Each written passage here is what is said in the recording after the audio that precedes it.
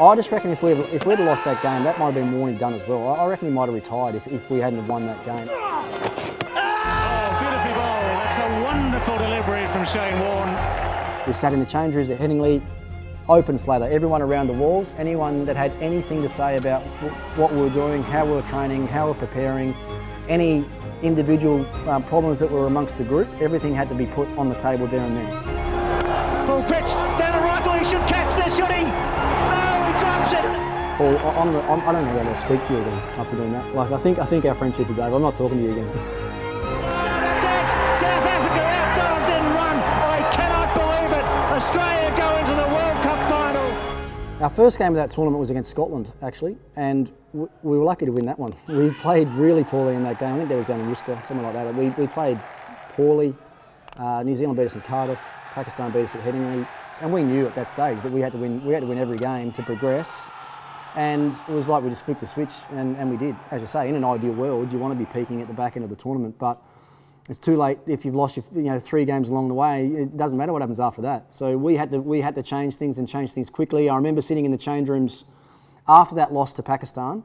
We sat in the change rooms at Headingley, open slather, everyone around the walls, anyone that had anything to say about what we were doing, how we were training, how we were preparing, any individual problems that were amongst the group, everything had to be put on the table there and then. And we had it out in a really good open environment, and then it was move on and play and start playing properly and start winning games if you want to be a chance to win the World Cup.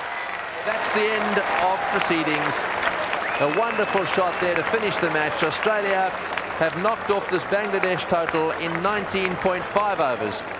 Stephen was under all sorts of pressure actually at that stage. There was talk about potentially being his last series as captain, and if he didn't make runs in that particular game, I reckon it was, there was just some rumours around if he didn't make runs in that game, then he might have been dropped and someone else would take over the captaincy for the back half of the World Cup, which would have been a disaster. But therein again, you don't doubt champion players in big moments and big times, and there was no bigger time in a World Cup probably than the captain having to put his hand up and get the job done.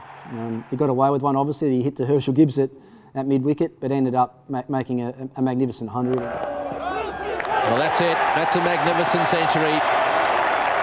A century played when the pressure was really on. He is a fantastic cricketer. Him and we must have put on 150, maybe more than that, I guess, to sort of keep us in the game. And then for Stephen, I think Tom Moody might have been in at the end to win the game. Was probably a real turning point for us in the tournament. To be almost down and out and find a way to win probably gave everyone a little bit of confidence. And I'll tell you a story about that Herschel Gibbs drop catch. We'd had our team meeting the day before the game, and we'd finished up. And as we're about to walk out, Warnie says, "Hey, everyone, stop! I've got something I've got to say before we leave the room." He said, "If any of you guys hit a catch to Herschel Gibbs in this game, don't walk." He said, "I've been watching him through the game, don't walk," because he's been catching the ball really quickly and then just throwing it out of his hands really fast. Okay. And we were like, are you serious, Warnie? And no one said that to him, but it was like, "Oh yeah, good one, mate."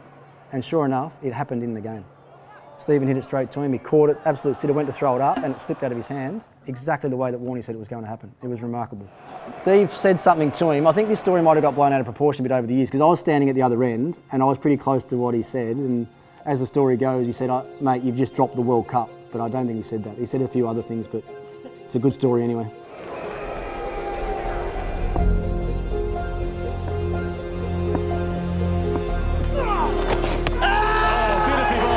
A wonderful delivery from Shane Warne. If you look back through his whole career, I've never seen him more animated than he was in that game. He got the big wickets. The ball that he bowled Herschel Gibbs with was as good a ball he probably bowled in his career. Cronje comes out, unluckily got one off the toe, looked like he edged it to slip. Gary Kirsten, he got bowled through the gate.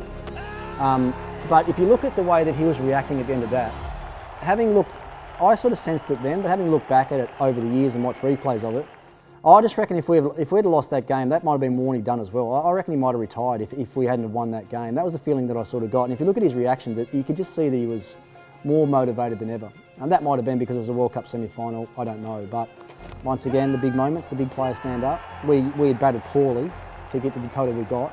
And what just an amazing game of cricket it was. We'd done all our planning and preparation of how we were going to bowl to Lance Klusener at the end if he was in, because he'd had an amazing power hitting tournament. And we watched him train as well. He was training in a different way than I'd ever seen guys before. You know, the range. He used to he'd go out in the middle of the ground and just get guys to throw balls to him, and he'd literally just hit everything up into the stands. And we'd never seen that sort of power hitting training before. So we come up with a plan. We're going to bowl around the wicket wide at the wide line, make him hit the ball through the offside rather than straight back down the ground, which was his strength. So we'd set fields for it. Full pitched down the rifle. He should catch this, should he? No, he drops it, and it probably goes for 4 or 6.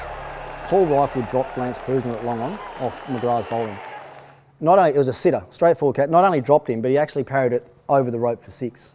And I remember sitting there then thinking, that's the game. The game's done. I'm thinking, Paul, I don't think I'm going to speak to you again after doing that. Like, I think our friendship is over. I'm not talking to you again. 9 off the last over is required for South Africa to win this semi-final. Crash, that could be 4. That's hit like a rocket, that's 4. Damien Fleming executed the first couple reasonably well, and they got smoked past cover and wide long off the first 2 balls, and we thought the game was over then.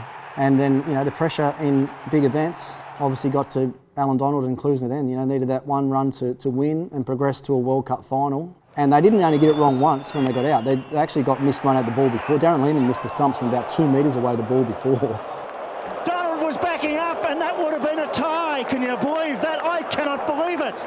So it should have been over then, and then, yeah, that last one to Mark Waugh that was rolled all the way back along the pitch. And I was fielding it short third man, and when I saw the ball roll down the pitch, it just seemed like it took about 10 minutes for the ball to get there because it was just going so slowly. 3 balls remaining, Klusner on strike. There it is. They go, this will be out surely. Oh, it's out. It's going to be run out. Oh, that's it. South Africa out. Donald didn't run. I cannot believe it. Australia go into the World Cup final. Ridiculous running with 2 balls to go. And then I'll guarantee you, everyone, Gilly knocked the stumps over, everyone comes into the huddle, and I'll guarantee you there were more than half of our players that didn't know what it meant, that didn't know a draw was getting us through. Like the players were walking off the ground saying, oh, what, did they through or we through? Like, what happens here? Sure enough, we made it through, and then the rest is history. We knew we'd got out of jail. Like, it was such a simple thing for them to do, to get, you know, 1 run off the last 3 balls, or 4 balls, might have been, actually, to win the game, and then they couldn't do it. So we got out of jail, and we hadn't played well right the way through. But I think a game like that and sneaking away with a draw, or a tie, I should say, actually probably gave us a bit more confidence going into the final, because we knew we hadn't played our best. We knew our best was around the corner, and thankfully in a few days' time at Lords against Pakistan, that was quite clearly our best game for the entire tournament. Oh, got him! What a moment! That is a brilliant catch. A lot of the players had lost the previous World Cup final, so if you start thinking about it that way as well, is there more pressure because we've lost one? Is there more pressure on us coming in, or because we've been there and played in one, are we going to handle the moment better than Pakistan that their players hadn't been there before? So you can look at it both ways, but I think we felt we were just starting to get a little bit better.